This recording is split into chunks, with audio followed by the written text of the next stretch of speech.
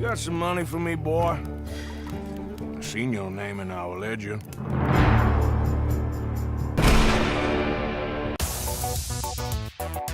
Greetings and welcome to a Let's Talk, where we're talking about the lasting impact Red Dead Redemption seems to have on a lot of games' scheduled releases, especially with September suddenly being an influx of game releases. I'm Russell, and joining me is Mitchell. Robbing trains and taking names. And that's kind of like the impact of Red Dead Redemption at the moment in general is kind of insane in the sense of just seeing its impact on companies. Like, we saw COD move. Mitchell. Yeah, the general rule of get the fuck out of October. Yeah, and it's in full swing. We're starting to see the impact big time in some of these releases. So we got quite a few this week, but we already knew Shadow of Tomb Raider was going to come out in September. So that was like that little teaser. That was that little bubble. It's like, oh, that's coming out September.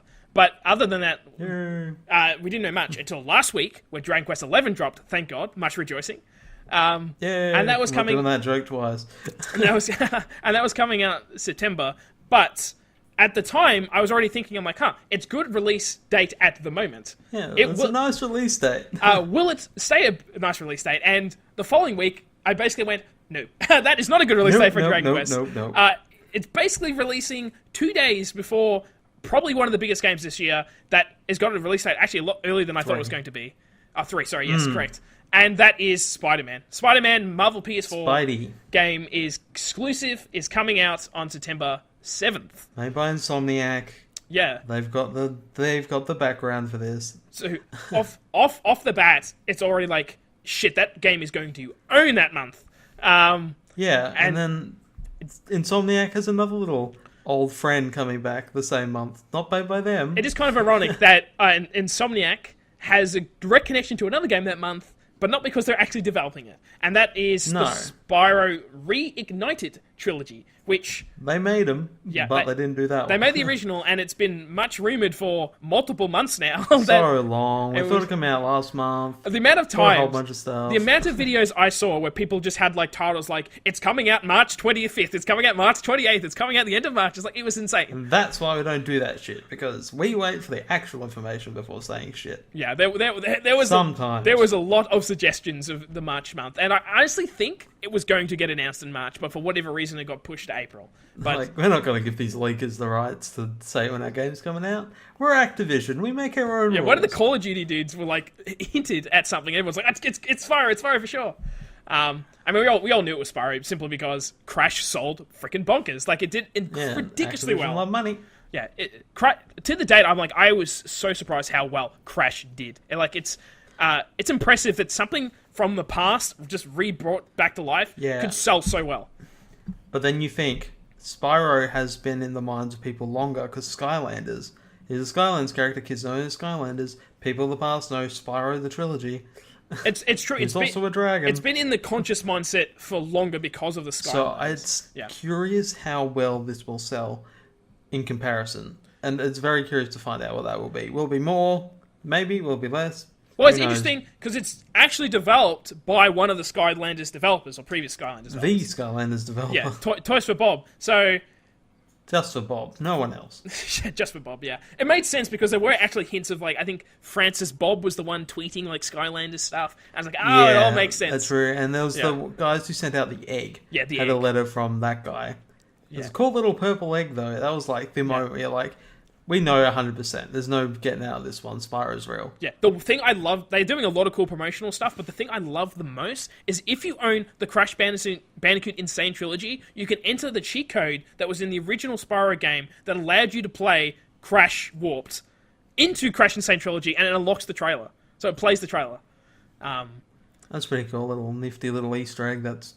A patched Easter egg. Yeah, it's really cool. It would have been insane if it was a demo like the original one was back in the day for like the other game. Yeah, that would have been insane. Yeah, it would have been insane. But the I just love how they've kind of been dealing with it. Like Crash was really cool, like bringing back the the costume, I guess, like the big suit, the Crash suit.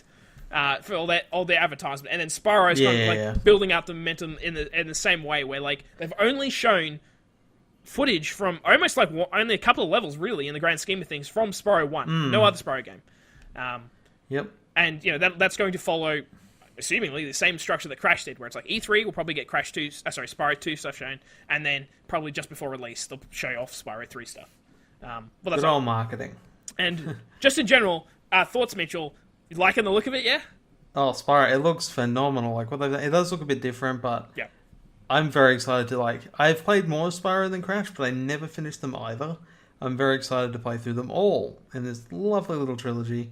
That's also not exclusive this time and coming to Xbox, but not Switch or PC, which is interesting. Interesting, yeah, to say the least, that they're not coming out as consoles. Like, there's no way it's not coming out on PC and Switch at some point. Switch will obviously have some kind of modification to it, but it is interesting at the get-go. They're going, let's just play it on the two similar kind of consoles. Yeah, the same architecture. The ones that have sold the most in comparison, Switch is still climbing, and PC is always late. So they're like, those PC gamers are used to that, so put up with that. Well, what I love about the Spyro reveal is that it's what I want in a remake. Like, right now, the biggest annoyance I have with the remakes that were shown recently was the Dark Souls one, where it's like, when you've been built up on Shadow of the Colossus, Crash Bandicoot Insane Trilogy, and I hope Medieval Collection as well, or HD, or whatever that one's going to be, that... Check out the retrospective for everything Medieval. That it would be of that high quality, but Dark Souls, it just looks basically the same. I can barely tell the difference of Dark Souls.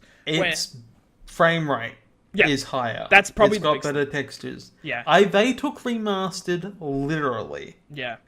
Where Spyro was the more or less remake. Yeah, and they do the swipes. It's like, this is what it used to look like, and this is what it looks like now. And you go, oh shit! Like, if Dark Souls did that, you go, yep, okay, it looks similar. You'd be like, what's changed again? What's different here? But it's like, the Spyro one, so damn obvious immediately, and it looks great. I said the only thing you kind of alluded to was that because it's Toys for Bob, there's definitely a Skylanderly feel to the world. Not so much. I think the world actually looks really good. The creatures have a more Skylandy vibe to them, which I don't think is inherently negative. It's just different. It's not what they kind of looked like originally. Yeah, they do look a bit different from what I remember as well. But the enemies in Spyro always looked a bit weird. Yeah, that's true. I mean, Toasty looks badass. He's like the scarecrow scythe looking thing. He looks sweet. Yeah. I like how the sheep look. Yeah. And that's important for Spyro. It is important because you're going to burn a lot of damn sheep in that game. A hell of a lot. Meh. But yeah, looking good. But with that coming out September 21st, we have 4 games coming out September. Two at the start, 2 exceedingly close together at the start. A bit too close, some could say. I love Dragon Quest. My hopes that Dragon Quest is going to do well, but I'm already like, damn it, Spider-Man's going to eat up Dragon Quest sales, probably. But the good thing about Dragon Quest XI is that it's also on PC, so it might actually get a bit more attention there. But yeah, but it's still the coverage of it though. Like, is IGN going to cover Dragon Quest or Spider-Man? Like, who are they going to cover? Spider-Man. Yeah, exactly. So who's the biggest movies in the business right now? It's Marvel. Well, it's like Spider-Man's part of that. Spider-Man's going to be in Avengers, so it's all like Spider-Man. Let's show Spidey wherever we can. It's like, in terms of Marvel Comics, it's basically Spider-Man's number one. Batman's up there for DC, along with like Superman, and then Spider-Man's up there for Marvel. It's like, it is their biggest character. And like the reverence for like even the past Spider-Man games were like ahead of their time back in the day. Like swinging around a city, like we haven't seen that in the game in so long, and there's like nostalgia with Spider-Man. He is that big character. I'm very excited for it. And it's inherently borrowing so much of a game I already love the heck out of, which is the Batman Arkham series, where it's like, it's got the idea of a small linear city, or like, a small occupation area. It's pretty big. Yeah, well, biggish, but it's not going to be, I think, ridiculously large in the grand scheme of things. It's not going to be the whole Manhattan. Exactly. And then, you've got the momentum of it. He's stealthily taking out people. He's using gadgets. He's got the combo system. It's got so many similar elements of Batman. Buildings. He's the Spider-Man. Yeah. But, I mean, you're still using the abilities that Spider-Man has, like the pure agility of that character. Just all the shit he can do, like running along walls, jumping, parkouring over shit. Like, it all looks, the momentum of it, it looks amazing. Looks good. Yeah, that's the thing I'm excited for the most. Well, other than just like who the villains might be and like the overall narrative, I'm like the moving around the city is literally the most excited I could be for that game. Is that exact feature. Definitely.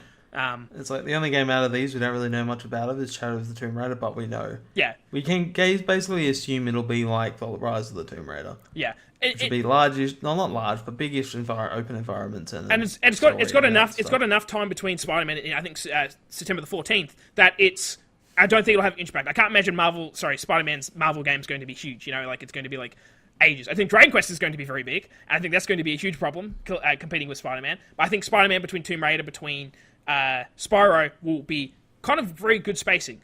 But what room is there left for other games? Like, is September capped out at this point? And at which point do you risk going into November? Like straight after Red Dead? Or do you try and pick that little influx of time in between? You know who won't care? Nintendo. Yeah. As we stated in our last video, they're going to release a game every month by the look of it. And it's not going to stop them from releasing in September. It's not going to stop them from releasing in October. And it's not going to stop them releasing after Red Dead either. So it's kind of like... Yeah. I honestly, Nintendo won't care, and I would not be surprised if Smash is in October. They put the biggest game that I suspect they have right now into October. Yep. Oh, God. You talk about all these other games, it's like Smash I'm way more excited for than any of these. Yeah. It's like, if Red Dead and Smash came out the same day, I'd pick Smash. I get both, actually, because Smash is a different game. Yeah. It's like, I'd be like, Red Dead for me is immediately more appealing because it's a story-focused game, but... Smash is like Cowboys. Smash in long term. I know I'll play it more than I'll play Red Dead. Like Red Dead, I'll win, move on. Smash, like I'll come back to Smash again and again and again. Yeah, you know, play those characters. Yeah, it's very interesting to see how this year unfolds. With like this year's really shaping out to be pretty good. Don't know if it's 2017 good, but so far it's looking pretty damn good. Yeah. As well. And there's just so many like unannounced games yet. Like there's rumored Splinter Cell. Is Assassin's Creed coming out? There's seemingly not. When's Kingdom Hearts Probably coming out now? Like I don't know. They said so. like there's I'm thinking November. I mean, there's just all these games that you assume Battlefield. Like that's Battlefield infamously coming out on October. Yeah, you know, is that going to pull back? Yep. Now's latest expansion. You got Valkyria Chronicles 4. You got lots of these games coming out. There's a lot, and September's getting packed. You got to get ahead of the game, and like September, I think that's why Spider-Man was even announced now, where it's like let's get ahead of E3 because at E3 people are going to have to make choices. Publishers are going to go, shit, where do we release this game? Where do we put this damn thing? And it's going to be a problem.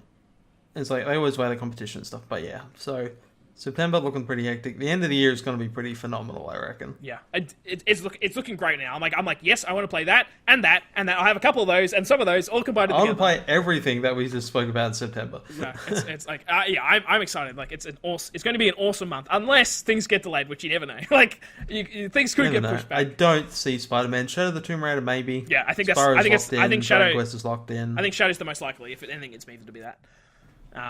But yeah, there we go. That's kind of like our little analysis or like thought process and like, oh, September's getting pretty intense right now. Maybe if you're a game developer, don't release something then. Push it. Give us gamers some time, you know? Like some gap. Yeah, we need some time. And if you're an indie developer, please don't release in September because your game is going to be overshadowed by AAA, and that's always tragic when it's like a really good game. It's always a tragedy. But let us know in the comments down below if you're excited for this September. I mean, I think it's hard not to be. Like, really, you're going to piss on all these games. Like, these are games to be excited for. Yes. I think the rule is just don't be Titanfall 2 in this scenario. Yeah. And thank you, Mitch, for joining me on this one. Happy to be here, as always. Let's Talk. As always, another Let's Talk in the bag. And thank you once again. Spoken. we have spoken. And thank you so much for continuing to watching our videos. So hopefully, if it's the first one, check out our other ones. We got a medieval retrospective Mitch alluded to, and that seems to be one of our popular ones. It's our most popular video. Yes, it is indeed. People love it. Yeah. Also did a great job on that one. Thank you very much. All right. We hope to see you again soon. All right. Bye. Frickin' bonkers.